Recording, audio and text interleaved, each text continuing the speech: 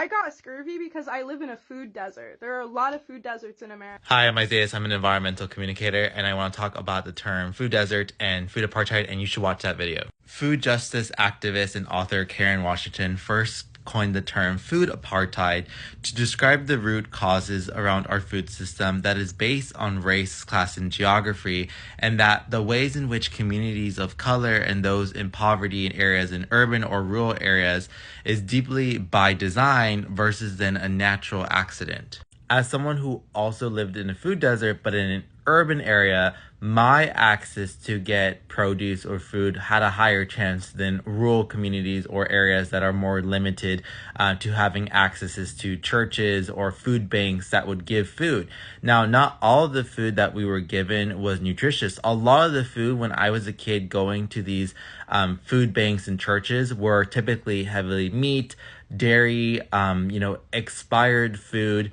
And some of it, the produce was very minimal. And I started to question this idea of like food aid in the US government is not designed to alleviate food hunger. It's meant to continue having this vicious cycle of people being able to rely on this system, but not so much build self-sufficiency in their own communities to build food sovereignty. So I'll reference Los Angeles as the city where I grew up in. It has nearly 1 million plus residents that are food insecure. Now, this map showcases the areas where residents have no grocery stores within 1 mile. One of the most common arguments I see is that people are like, well, they should just go to the next city and get the food there from the grocery store.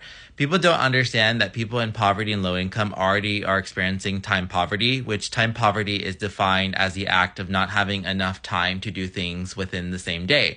Now, if you look at communities that have higher incomes, they're more likely to live in walkable areas, have access to postal offices, medical offices, like other public resources to use, versus low income areas that rely on public services or even industrial grocery stores don't have access to that. And the other thing that's really messed up is grocery store redlining, in which a lot of stores, grocery stores that have closed down, because those stores are now closed down, they have permits to that. So other grocery stores can't really come in and plant a new grocery store because that existing grocery store that closed down has those existing permits.